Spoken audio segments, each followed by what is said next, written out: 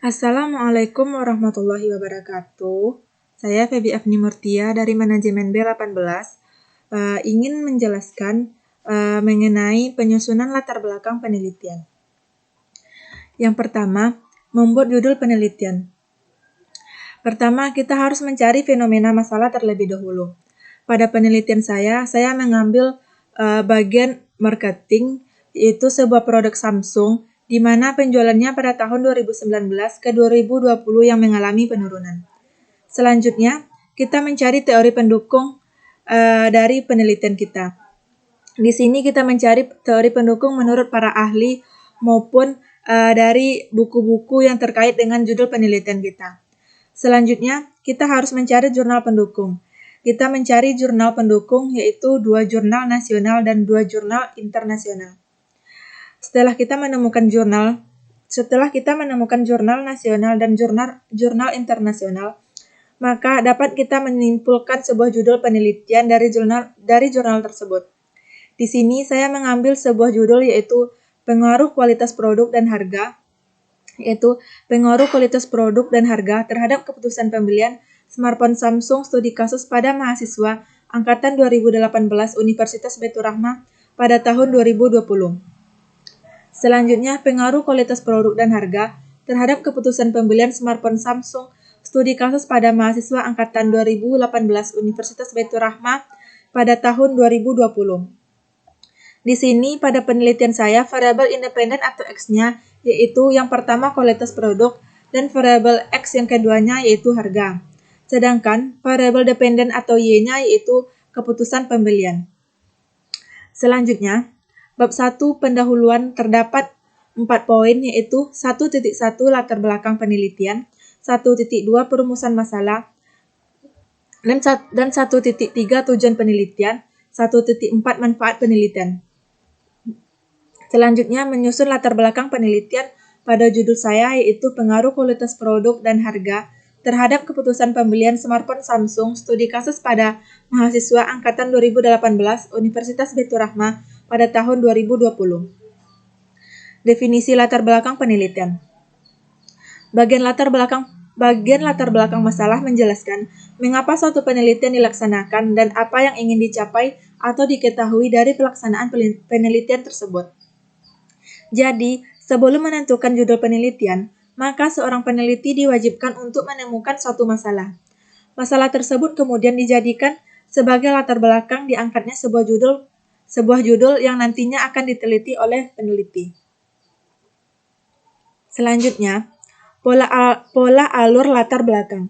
Dalam membuat pola alur latar belakang penelitian ini, kita harus mengerucut ke bawah atau runcing ke bawah seperti piramida terbalik.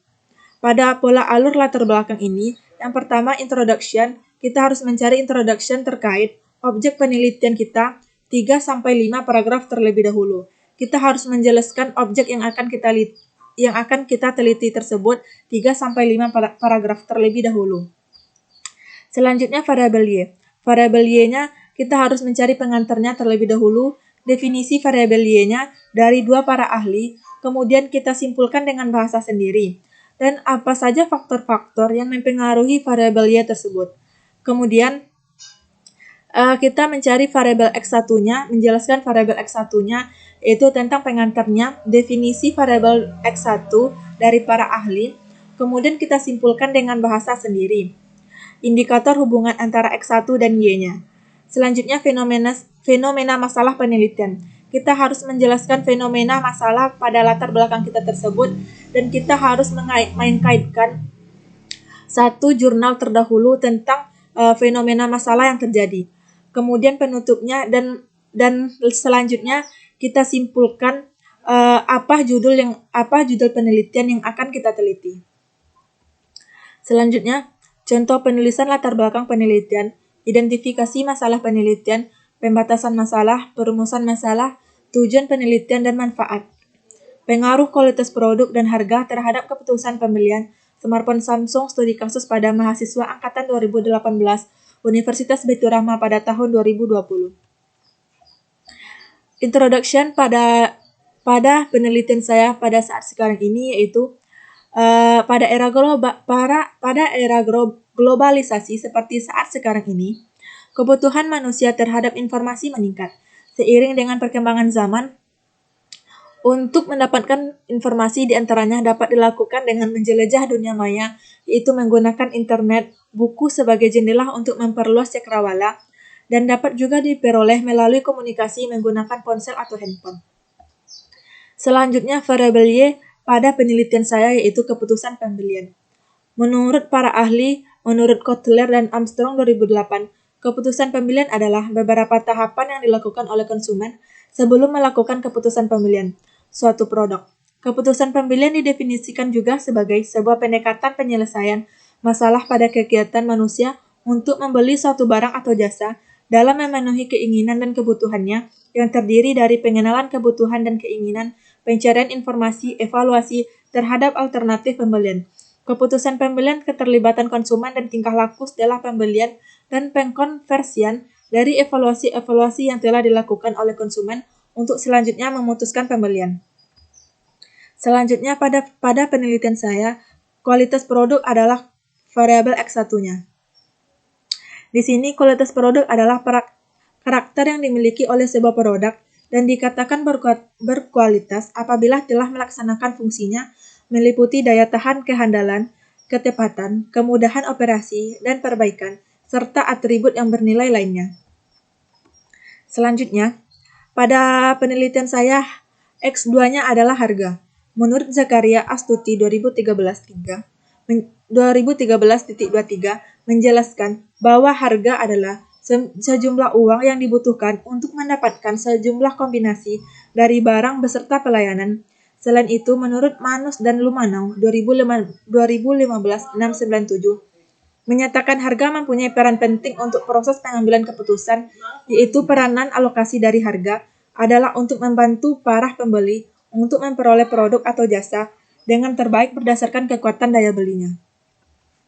Selanjutnya, masalah atau fenomena penelitian pada penelitian saya yaitu tabel 1-2, rekapitulasi tentang jumlah penjualan smartphone Samsung selama 2 tahun terakhir, yaitu pada tahun 2019 sebesar 71,62, sedangkan pada tahun 2020 mengalami penurunan sebanyak yaitu 55,33. Selanjutnya, penelitian terdahulu. Untuk mempertajam latar belakang penelitian saudara, tambahkan satu penelitian terdahulu yang saudara baca di jurnal. Masukkan nama, tahun, judul, hasil penelitian. Kemudian penutup. Setelah saudara masukkan penelitian terdahulu, maka buatlah salah satu atau dua kalimat penutup. Selanjutnya, judul. Lanjutan dari kalimat penutup, buatkanlah judul penelitian saudara dengan memberikan tanda kutip di awal dan di akhir judul. Dan judul harus ditebalkan. Kemudian perumusan masalah penelitian. Yang pertama, contoh, bagaimana pengaruh kualitas produk terhadap keputusan pembelian smartphone Samsung. Yang kedua, bagaimana pengaruh harga terhadap keputusan pembelian smartphone Samsung. Yang ketiga, bagaimana pengaruh kualitas produk dan harga terhadap keputusan pembelian smartphone Samsung. Sedangkan tujuan penelitiannya yaitu, yang pertama, untuk mengetahui pengaruh kualitas produk terhadap keputusan pembelian smartphone Samsung. Yang kedua, untuk mengetahui pengaruh harga terhadap keputusan pembelian smartphone Samsung. Selanjutnya, manfaat penelitian. Bagi penulis dapat menambah wawasan dan pengetahuan mengenai pengaruh kualitas produk dan harga terhadap keputusan pembelian smartphone Samsung. Studi kasus pada mahasiswa angkatan 2018 Universitas Baitur Rahmah pada tahun 2020. Yang kedua, bagi peneliti selanjutnya, diharapkan peneliti ini dapat dijadikan sebagai bahan acuan atau referensi bagi peneliti selanjutnya dan bisa melengkapi kekurangan penelitian sebelumnya.